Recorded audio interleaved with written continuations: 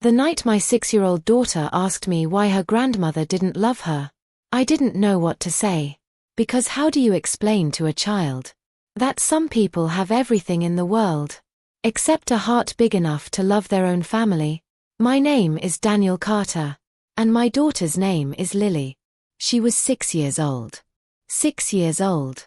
With a pink backpack, 2 missing front teeth, and a habit of drawing little hearts on every piece of paper she could find. She was my entire world. Her mother had passed away when Lily was only 3. Since then, it had been just the 2 of us. I worked construction during the day, delivered food at night, and sometimes, when money was especially tight, I worked until 2 in the morning. I didn't care. Lily never complained. She would sit at our tiny kitchen table doing her homework while waiting for me to come home. Sometimes she'd fall asleep with her crayons still in her hand. I'd carry her to bed, kiss her forehead, and whisper, "Daddy's got you." I always kept that promise. Until the day my wealthy family came back into our lives. 10 seconds before we continue. If you believe no child should ever feel unwanted, subscribe to Bloodline Revenge Stories, like this video, and share it with someone who believes family is about love, not money. Now, let's continue. My father, Richard Carter, owned one of the largest construction companies in the state. He lived in a mansion with 12 bedrooms, 3 luxury cars, a private swimming pool, and a driveway longer than the street where Lily and I lived. I hadn't spoken to him in almost 7 years. We had fought after I married Lily's mother. My father hated her because she wasn't wealthy. He told me I was throwing away my future. I told him I would rather live honestly than live rich and unhappy. He told me never to come back. So I didn't. Until one morning, I received a letter. My father was sick. Very sick.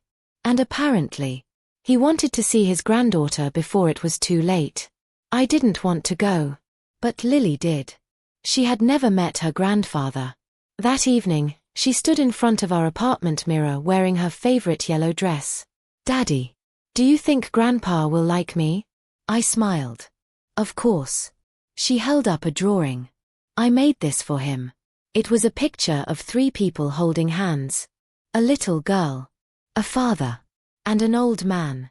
She had written underneath, "My family." I swallowed hard. He's going to love it. I hoped I was telling the truth.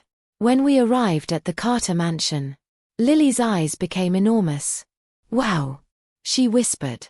"Daddy, does Grandpa live in a castle?" I laughed. "Almost." A maid opened the enormous front door.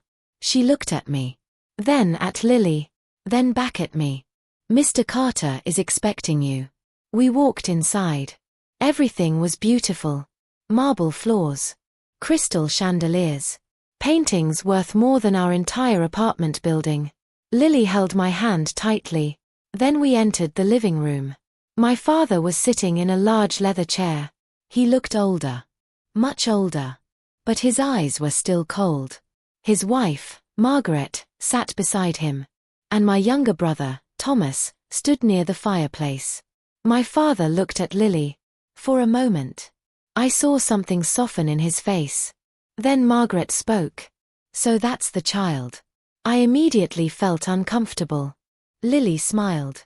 "Hi." Margaret didn't answer. Lily looked at me. I squeezed her hand. My father finally spoke. "Come here." Lily walked toward him. She held out her drawing.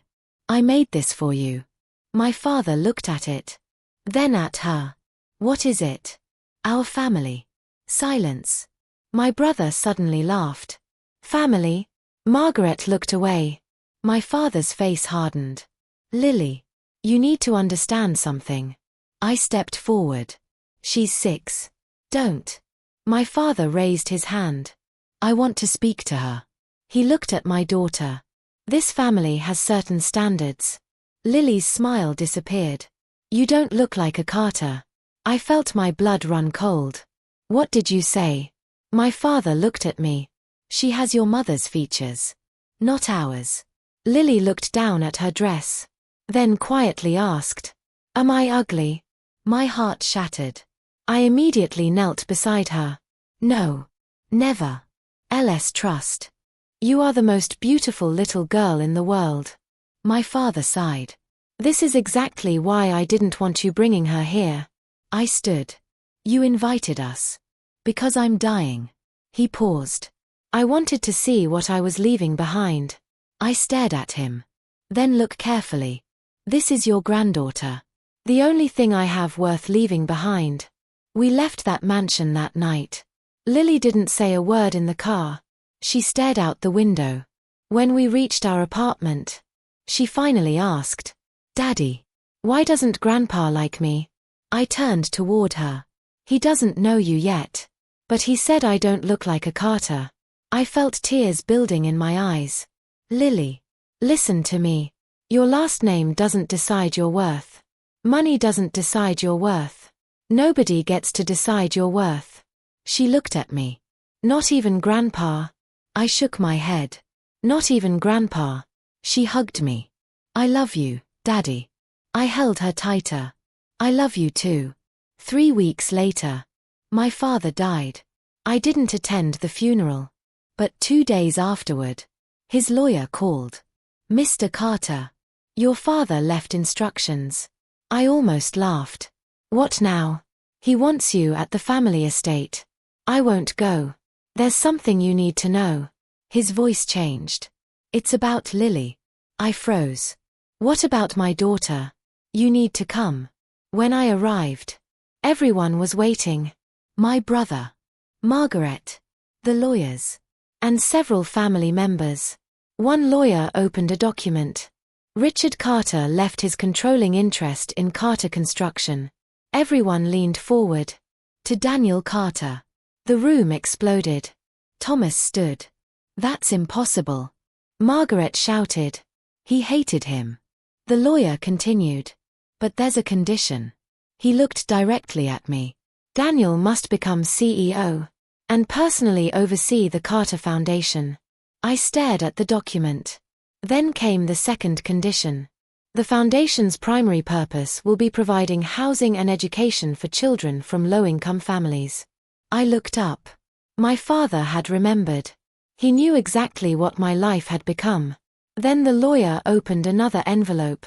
Inside was Lily's drawing. The one she had given him. My hands began shaking. On the back, my father had written something. I read it silently. I spent my life believing wealth made a family strong. Your daughter reminded me I was wrong. My eyes filled with tears. The lawyer continued. Your father also established a trust for Lily. I immediately shook my head. No. I don't want his money. The lawyer nodded. He expected you to say that. He included one final instruction. I looked at him. What? He handed me a letter. I opened it.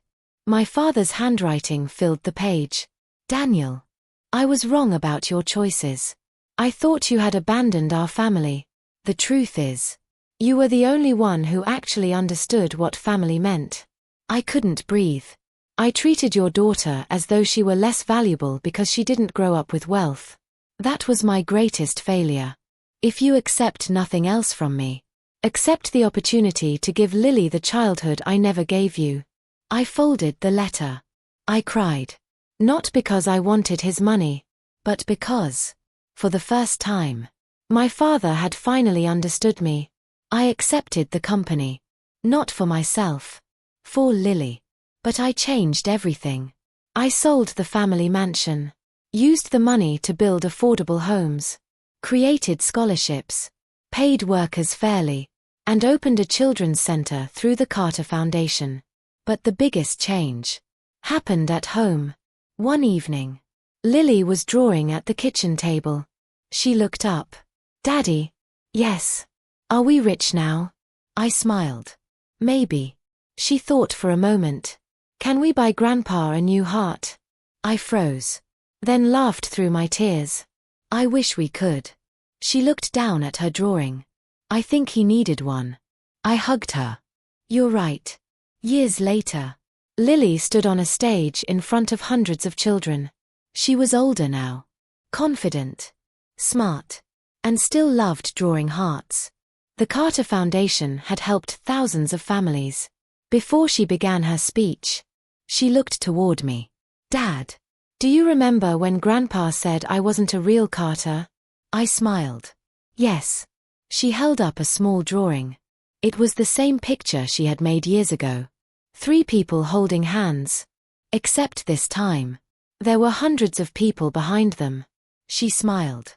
I think I finally understand. What? She looked at the audience. Family isn't about sharing a last name. It's about making sure nobody feels alone. The audience stood and applauded.